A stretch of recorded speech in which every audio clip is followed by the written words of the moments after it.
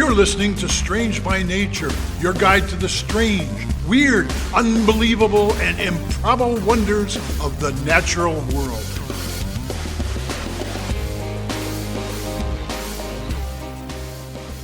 Hello, everyone. Thanks for being here today. I am Kirk Mona, and I am joined today by Rachel Ginza and Victoria Thompson. We are all professional naturalists who together have scoured the world for weird and wonderful wonders just to please your mammalian brain's desire for novelty. Isn't that nice? Let's do this. Welcome to the show, everybody. Oh boy, we are all excited to be here today. I've got the whole gang We're here. We're all here. I always feel guilty when, like, the intro, we don't says the Victoria's here when she's not, because we just love her to pieces and we always want her to be here. So, like, when she's not here, we don't change the intro. But she's here this week. Actually, so welcome. here. Actually, she's always here. with us in spirit, at the very least. Yes, taking a break from becoming a professional nurse, which is a much wonderful thing. So we appreciate you being here. I appreciate seeing you. So, yeah, look, I'm going to jump right into things. When it comes to large animals in North America, we've got a few to choose from, right? There's the moose that Rachel talked about quite a while ago on the show. We also have bison, which Very are large. quite cool. There's even wild horses, right? But while there is just one species of each of those, when it comes to bears, we have three. That's right, which is pretty awesome. We do. So North America, we have black bears, grizzly bears, and polar bears. I guess some people might consider brown bears kind of in their own thing, but they're basically a type of grizzly too. So bears are amazing creatures. Where I live, Love bears. Where we live and record here in Minnesota, we only have black bears, and I've run across them while out on hikes. I've seen them raiding bird feeders like right outside my window at a previous nature center I worked at. They're pretty amazing creatures. We see them all the time at my nature center. All the time. I bet you do. Yeah, I bet. You're a little more bear country than we are. We're a little closer to the city, especially where Victoria is. It would be extremely rare to have a bear at Victoria's house. Yeah. So, you know, the one that I saw actually that was like raiding the bird feeders was a mom who was teaching her kids how to raid our bird feeders. She was standing on her hind legs and just shaking the chain that the feeders were on so the seed would fall into the ground. She was actually pretty gentle about it. I think the raccoons at my current place of employment do way more damage than the bears did at my old place of work, which is quite an irony. Not surprised. Yeah. So bears visiting the feeders, though, is a good example of how they are adaptable when it comes to what they eat.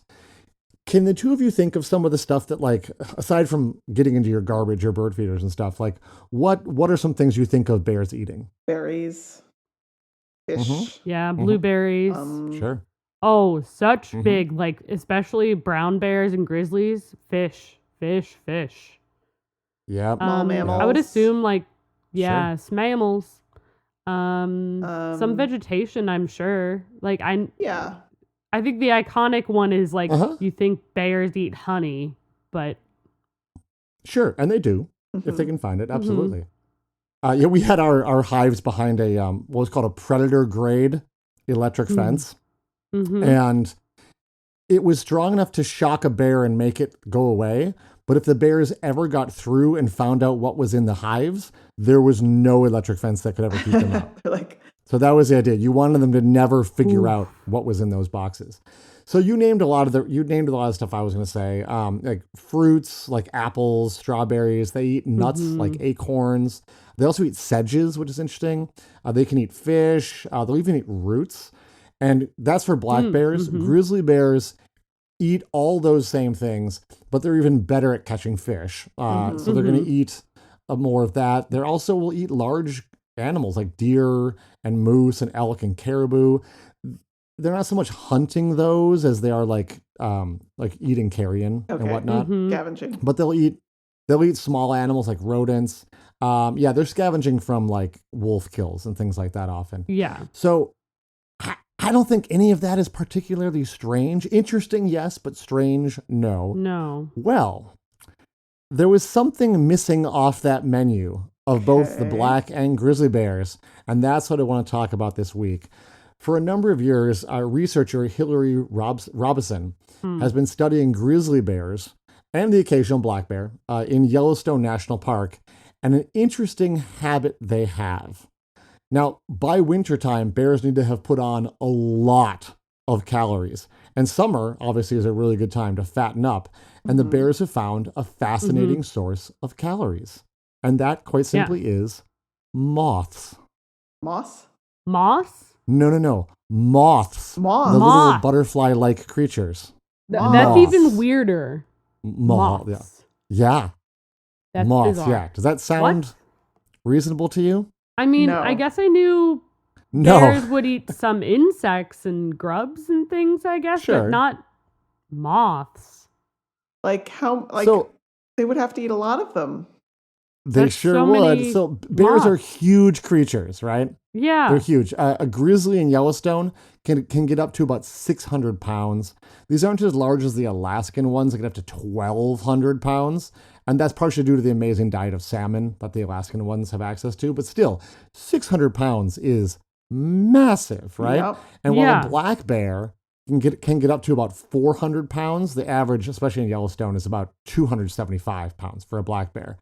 And I bring up these weights to contrast them with the weight of a moth. Right. Now, there is variation in the weight of moths, just like in bears. But the data I could find showed that the smaller ones are about 0.05 grams, which is basically weightless. But they can get up to 1.9 grams, which is about the weight of 2 paper clips. Right? That's for like a large moth, like maybe a Luna moth or a Cecropia. In this case, I'm thinking of like a cutworm moth. Oh, those it doesn't are even have heavier. to be as large as the Cecropia. Those are pretty big. Now, it seems utterly ridiculous for a 600-pound grizzly bear to bother trying to catch and eat a moth. And researchers have done the math and figured out that each moth is about 1/2 of a calorie. So not very calorically dense. You're like, what is going on here? Well, what this woman, Hillary Robison, has shown is that in the summer, huge numbers of these moths, and more specifically the cutworm moths, leave farmland. And once they're adult moths, they head straight up into the mountains where they hide in cracks between jagged, broken rocks. The bears have figured this out, and they head high above the tree line to gorge on moths for the better part of a month. They're up there just gorging on moths. Wow. That's now, a lot bears of need to put moths. on a large... It sure is. Now, bears need to put on a huge amount of fat for winter, and these Yellowstone grizzlies are using moths to help them do it. Researchers estimate the bears are consuming 20,000 calories per day in moths. That's 40,000 40,000 moths. That's not how much the whole group eats. That's each bear, 20,000 calories. And as Victoria just pointed out by doing the math, that is 40,000 moths each per day. It's absolutely each wild. Per bear. My. I can't even picture what 40,000 moths looks like, but each one of these bears is eating that many every day until they're fat enough to hibernate. I mean, they're probably eating other stuff too in other times, but when they go up to the mountains, they're going there for the moths. That's which is insane. Wild. Just wild. And I mentioned black bears earlier because she has seen black bears come up and do this too, which is just... That's bonkers. It's amazing. It shows how resourceful bears are and how fascinating and complex their diet really is. So they're taking advantage of an available resource. The cutworms, incidentally, are a real nuisance to farmers. So this is likely a very good ecological service that bears are providing. Mm-hmm. And it could, hopefully help with the bear's reputation as well. Like people are like, oh, bears are actually doing us a big favor. That's pretty awesome. Mm-hmm. Just imagine if the bears were not present and eating these moths. These farmers would be in a very bad situation. Yeah. I imagine the farms being there in the first place may actually be increasing the number of the moths that are able to be alive. And so that, I don't know if this is if historically bears have been going after these moths in these kind of numbers, or if it's actually related to the amount of agriculture going around Yellowstone. But if the bears were not eating those and the moths were getting out of control, all of a sudden we're talking about putting a lot more pesticides on the land, and that's not great. So this is pretty amazing. Also, another side benefit, during some of about for like a whole month in summer, the grizzlies go up above the tree line into the mountains and away from tourists and campgrounds, which again, a great thing. So it was pretty good that like they get a little break from the pressure of these bears, hunting for picnic baskets in the park. So it's pretty, you sound like pretty Yogi awesome Bear. thing that's going on. That was the idea. So I don't really have a lot more to say on this story. I just thought it was utterly amazing that bears are eating 40,000 moths per day. I've actually had this on my list essentially since we started the podcast like 3 years ago, and just hadn't ever talked about it. The original fact I had down was that bears eat 20,000 calories of moth per day. And when I looked into it more, I was like, oh God, but they're only half a calorie. That means it's 40,000 moths a day. And my mind was blown. So I'm like, okay, yeah, it's time to share this little information with everybody. So that's it. I hope you enjoyed learning about the 40,000 moths a day that bears can eat in Yellowstone.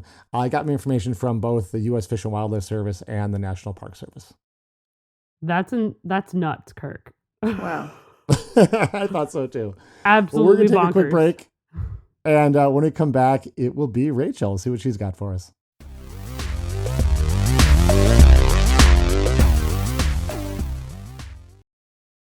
Before we get back to the show, I just want to remind everybody that we still have the deal we talked about last week where prices are going to go up because of Apple over on the Patreon app. So if you want to get in on the prices before Apple jacks them up and takes their ridiculous 30% share, I shouldn't say share, the 30% they're stealing from all the podcasters. If you want to lock in our current rates, head over to patreon.com or open up your Patreon app. And you can become a member of the Society of Strange today and help support the show. We already have another new person. Shout out to R. Yeager, who just became a patron just this week. So that's pretty exciting. Also looking back, I don't know if we ever mentioned Steve. Steve became a patron too. Appreciate that. I may have given him a shout out. I'm not sure.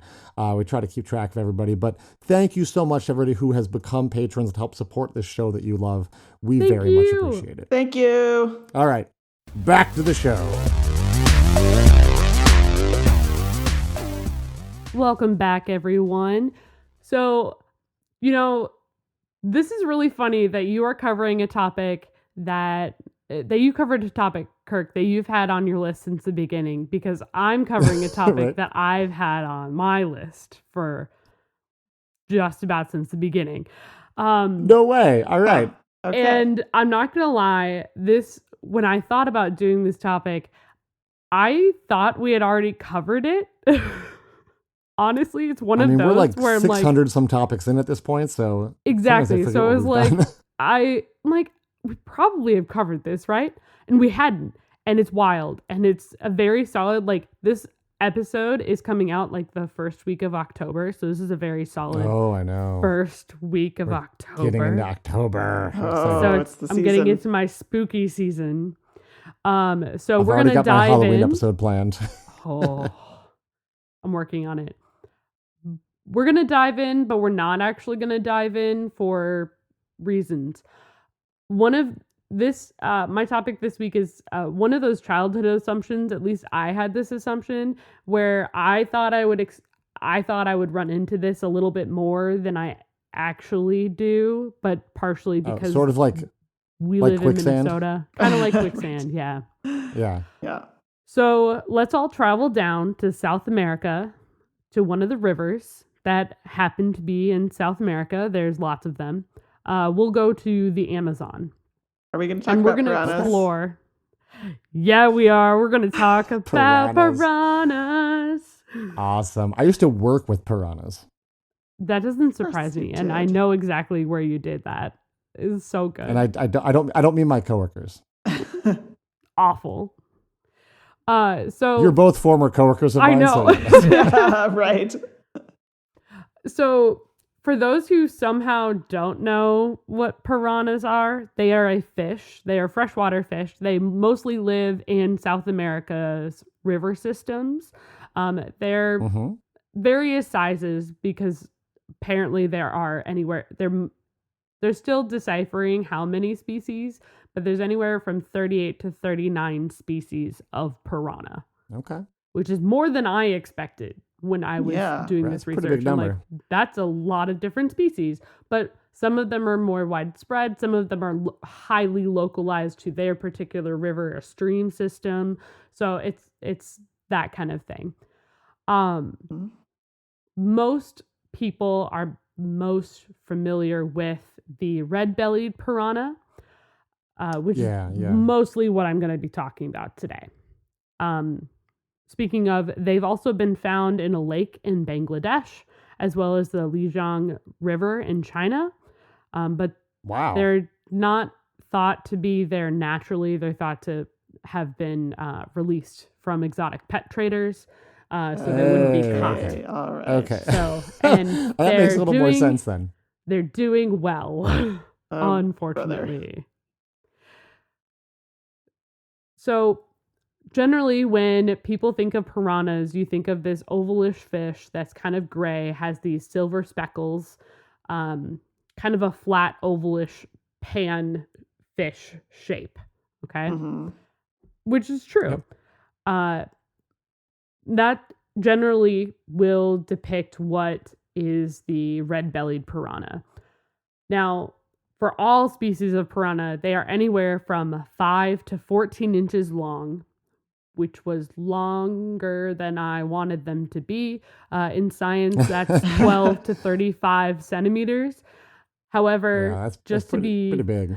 Well, the red belly, which is the largest species, can get up to 20 inches, which I do not like, long, or 50 centimeters, which is But what really makes piranha strange, why we care, why it's been on my list for forever, is their teeth. Oh, yeah. Yep. That is what make piranhas strange. So every single species of piranha they have one row on both the top and bottom jaw. Okay. That interlock of sharp teeth. These are triangular, arrow, blade-like serrated teeth that interlock with each other to just be the absolute best in tearing and puncturing what they can. No, thank you. No. Absolutely not.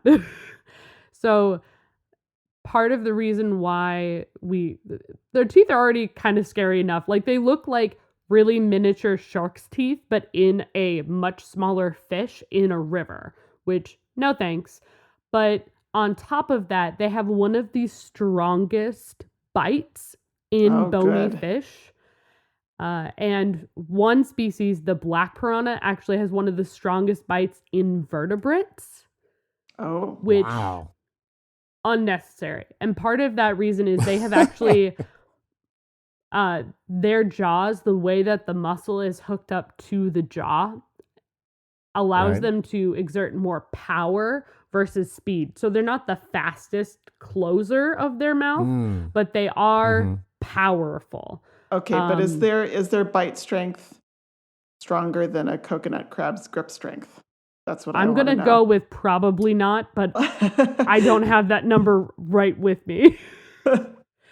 I don't think you hear about piranhas like cracking a coconut in half. So no, probably not. No, they're mostly used. Their strength absolutely comes with the serration and like the tearing of flesh, not the crushing of a coconut. Oh man. Yeah. The tearing of flesh. Thanks, that's just Rachel.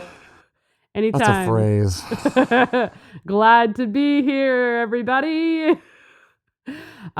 So with all of this, with the fact that they have a strong bite and like frankly terrifying little teeth, And with the knowledge that they are a schooling fish. So it's never just one piranha. It's always one. about 20 or more. They school and stay together. Yeah. Overall, piranha, besides all of that, piranha actually aren't that scary. Like a lot of the legends that surround piranha, including Theodore Roosevelt having seen piranha when he went through Brazil in 1914. So what happened there is they actually starved some of the piranha, and then they had blocked off part of the river, and what happened, and then they showed Theodore Roosevelt while he was in Brazil. They threw a dead cow in, and he said that it was the most vicious thing he'd ever seen, these fish going after this dead cow. In their defense, they hadn't eaten in a while, so they were extremely hungry, you know? Okay. That is a thing. That all being said, all of these legends, like, oh, don't go in the rivers, the piranhas will get you. They'll get all the way, they'll eviscerate you down to your bones in minutes or whatever. That really isn't true. Okay. You're disappointing me. I know. Well, I mean, I think I'd heard that before, but yeah. Yeah. Well, piranha, for the most part, they are omnivores. They're not just carnivores, not voracious carnivores either. Generally, what they eat is other fish, and most of their diets in the wild are actually just pieces that they have torn off of other fish, like fins or just little like parts of their fins and things. Make up a lot more of their diet. Well, it's not much better, but the fish probably got away, you know? You rip a part off and have a snack. Exactly. So they will eat other fish. That does make up a good chunk of their diet, but they also scavenge around. And that's still a really important function ecologically speaking, because they help balance out the other fish that are around. And they are an important food source for river dolphins, as well as cormorants and... Cormorants, interesting. Okay. Yeah, cormorants will eat piranhas, as well as one of the reptiles that is down there. Caimans. There we go. Caimans. But that being said, just to bring you back into your scare factor, there have been many reports of attacks by piranhas on humans. Most of them are not fatal. They are things like bites to hands and feet are really, really common. I know that piranha are also very protective of their nesting spaces and will like chase things down and try to protect there. But for the most part, attacks on humans is rare, or if it does happen, it's just the hands and feet, and it's just little bite marks. It's not like flesh being torn apart or anything like that. You're not losing a finger. You might lose a finger. Well, maybe a finger. Not your whole hand, probably. Not your whole hand. Your arm. If I ever lost a finger to like a woodworking accident or something like that, which I do some woodworking, like I feel like if people asked, I'd be like, it's piranha. You have to at that point. You worked in an aquarium. Absolutely. Yeah. I was cleaning the tank one day and they just boom, finger was gone. I wasn't paying attention. Yeah, my fault, not theirs. Yeah. The deaths that have been attributed to piranha have been potentially actually drowning victims in water. So they found the bodies afterward and saw like bites from piranha. So odds are they died from the water, and then the piranhas will scavenge, because they will absolutely scavenge people if we fall in and drown. Sure. So yeah, that's what I have for you all this week. Piranhas, they're scary, but not, I will say, like, pictures of just their teeth is absolutely horrifying. So there is that. And that is how we're going to start this spooky, spooky month. More to come. Awesome. We are going to take a quick break. And when we return, it'll be Victoria.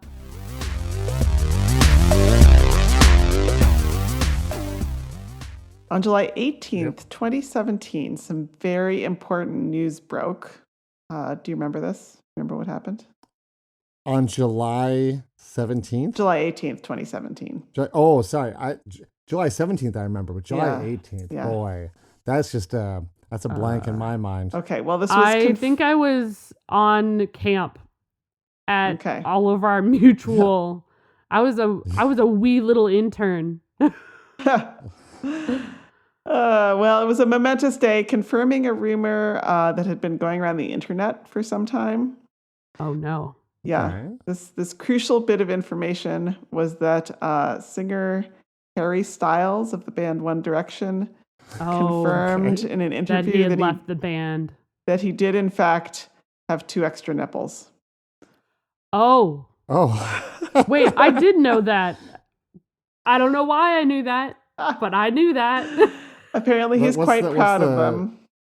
Is that extranumerary nipples? Supernumerary. That's the word you're looking for. Supernumerary. Yes. Okay. Huh. Wow. In case you're curious, they are on his torso, lower down and a bit closer to midline than the 2 more normally placed nipples. As ground shaking as this news was for the entire world. Oh, yeah. Yeah. Apparently, I seared missed into this, our brains, yes. Yeah. Harry's actually in pretty good company. Studies estimate that approximately 2 to 5% of the population has extra nipples, supernumerary nipples, as you pointed out, Kirk. Which is, it's not like a lot of people, but it's also... It's not a lot of people. Not a lot of people, exactly. That's a fair number of our listeners. Mm-hmm. That's a good chunk. And to be clear, you hear extra nipple, and if you haven't seen one, you're thinking like, okay, it's a nipple. And sometimes they are, but sometimes it's also more like a mole. It looks kind of like a mole, but just a little bit extra. And, it's possible that lots of people have them and don't realize that they have them because they look like moles. Right. Gotcha. But besides that, actually approximately maybe 1 to 5% of the population may not just have extra nipples, but also have extra breasts. Although this has not been studied very much. Huh. It's not just a 6-pack ab. Yeah. Polymastia. Woo-hoo! So polymastia, meaning many breasts, in Latin. So these are called accessory breasts, and they can resemble anything from kind of fatty lumps to fully formed breasts, either with or without nipples. Sometimes they lactate. Oh, no. Yeah. No. Wow. That sounds awful. There are some interesting cases. Just a shout out right now to everybody who's thinking of the movie Total Recall, like me. Go on. I saw that movie a really long time ago, so I don't remember the part about extra breasts. There's like mutants on Mars. There's a 3-breasted woman. Oh. So it's a fairly memorable movie scene from the 80s. Got it. Okay. Or whenever it came out, yeah. Well, besides Total Recall, there are some interesting cases in the medical literature. Right. I'm just going to mention a brief selection here. So in 1827, a doctor recorded the case of a woman in Marseille, France, who had a fully formed breast on her left thigh. In addition to the... What? Wait. On her thigh? On her thigh. Yeah. And that's not where I thought this was going to be going. I thought it'd be like restricted to the torso. Well, we'll get there. We'll get there. Okay. She also had 2 normally placed ones, and she had 5 children and used all 3 of her breasts to nurse them. No. Yes. Oh. If you go onto Wikipedia, there's an old timey like woodcut or lithograph or something. That has a picture of this lady breastfeeding her child from her thigh. If you got them. I mean, think about it this way too. Like, one, you might as well, and I'm sure that helps with soreness. Like, I've used 2 of them. Might as well use this 3rd one. Give those 2 a break. And like the toddler can stand there and do the one on the thigh while you're holding the baby. So. Mm-hmm. Oh, Here, it's so sort of undignified. Here, you just nudge your child with your leg, just like have them like octopus around your leg, just be like, all right, have at it, I'm busy. Good Lord. Yeah. Men get them too.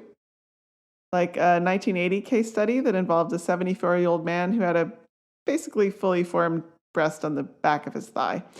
Now, I've mentioned 2 thigh breasts, which it's actually quite unusual. So almost always, these supernumerary nipples and breasts do occur on the torso. In fact, almost all of them occur in what is known as the milk line, or sometimes called the mammary ridge or the mammary crest. So this runs both sides of the body, because we're bilaterally symmetrical, obviously. You've talked from about the armpit approximately to the groin. Okay. And if you think about an animal like a dog or a cat or a pig that has larger litters and they have multiple nipples, that they run down the front of their torso like that. And we are also mammals, obviously. So the milk line has been known for a long time to appear during embryonic development in humans, like all the way along the body. But then it's thought to disappear. So it actually appears in the 7th week of pregnancy, which is before sex differentiation starts. So if you've ever wondered why males have nipples, that is why. Okay. But this is a structure, the mammary ridge, that only occurs in placental mammals.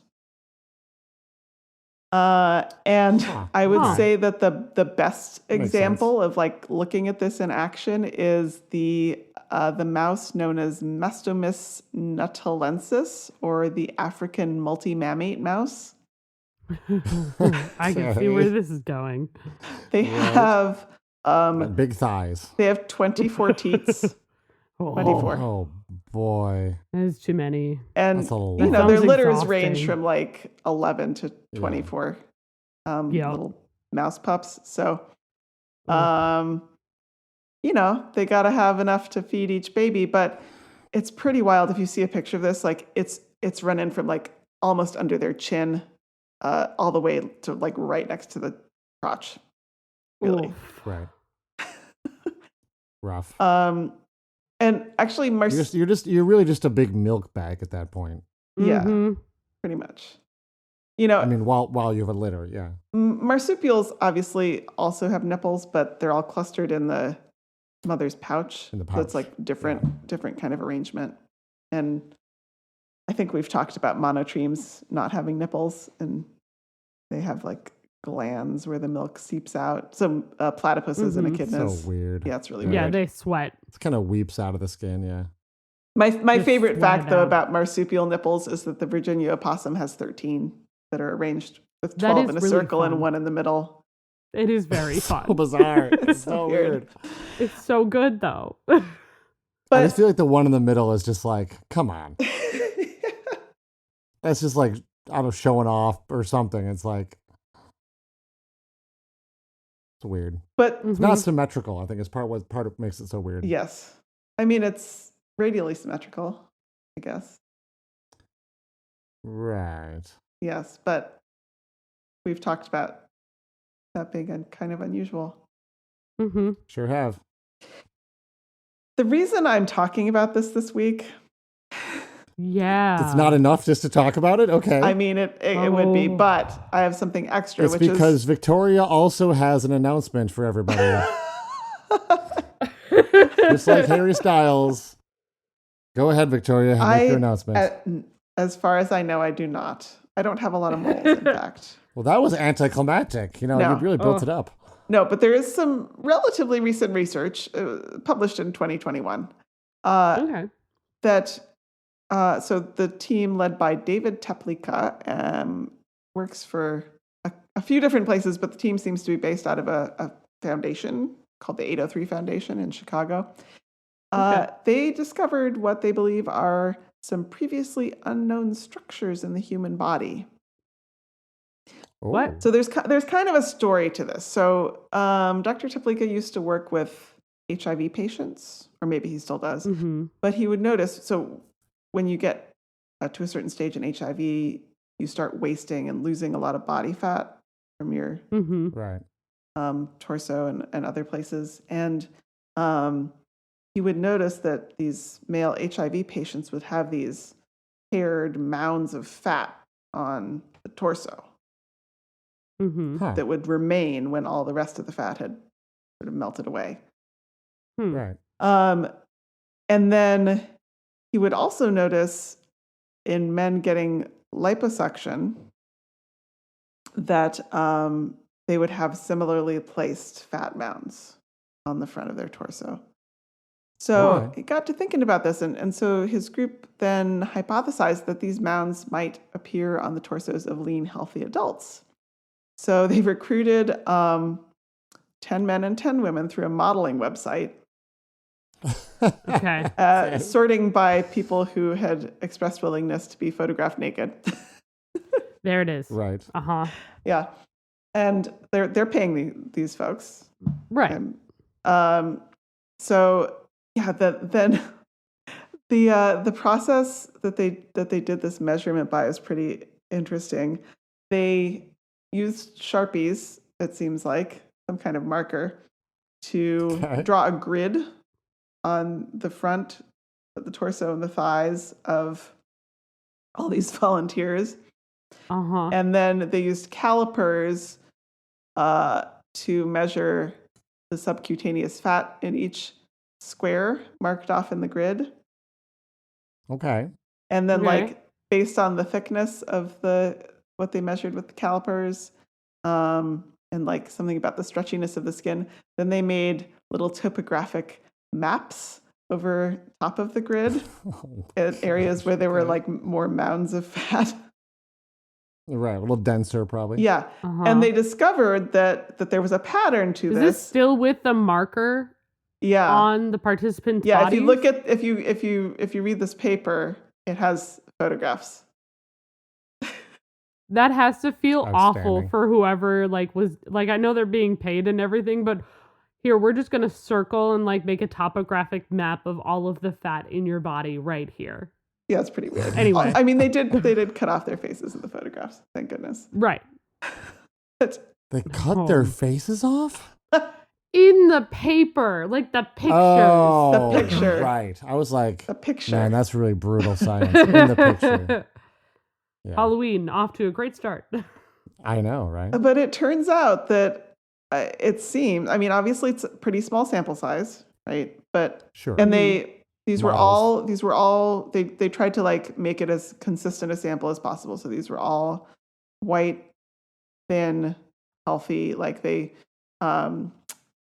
they eliminated anybody who'd ever used anabolic steroids or who had been pregnant for more than 8 weeks or anything. They just wanted to kind of narrow it down. But they found these sort of specifically paired fat deposits on all these models. And interesting. Yeah, so it's really fascinating. And they're hypothesizing a few things. They need to do more research, first of all, but also they're hypothesizing that this may be an entirely new kind of fat. It's a vestigial structure rather than an extra breast. Interesting. Yeah, that's what they're proposing it doesn't really anyway. Burn off because people who have lost everything else keep this. And it doesn't really burn off. And this may be one of the reasons that losing abdominal fat is particularly difficult. Because, obviously, well, maybe not obviously, but when women lose a lot of weight, they do lose some weight from their breast, but they don't lose all of it. They'll lose fat in other parts of the body way before the breast. So if this is actually breast-related fat, it explains why some abdominal fat is a lot harder to get rid of. Your body's I gotta keep that. Yeah. Now these do not they did scans and they don't have any kind of duct structures or nothing that would indicate other sort of breast tissue and doesn't indicate that they would be at advanced risk for, cancer or anything like that. I just think it's these fat mounds. Oh, wow. Sure. Wow. But along the milk line. So there you go. Yeah. I thought that was so strange and cool, and I needed to share it. It was very cool. Well, I think it is wild that these researchers are like, we need to get more models to take their clothes off in front of us because we're not done with this research. Yeah. Like, well, do you? In the photographs, like some of them, it has the researcher in there, like holding the calipers, so their face is like right up. Oh, oh my! So weird. What do we do with thumbs science, up facing the for camera? science. Yeah. So weird. Don't do selfies for your research paper. All right. Well, so the title of this paper, in case anybody wants to look it up, is in case you want to see. Yeah.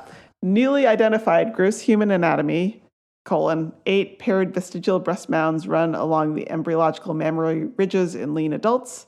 This was published in October 2021 in Plastic Reconstructive Surgery Global Open. The lead author is David Teplica. Now, they said they're going to do some more research. I haven't seen this replicated anywhere yet. So, I'd say this is like preliminary science. Sure. Yeah. Right. Grain of salt until replicated. Grain of salt until replicated. I need a t-shirt that says that. Ooh. That would be a good Strange by Nature t-shirt.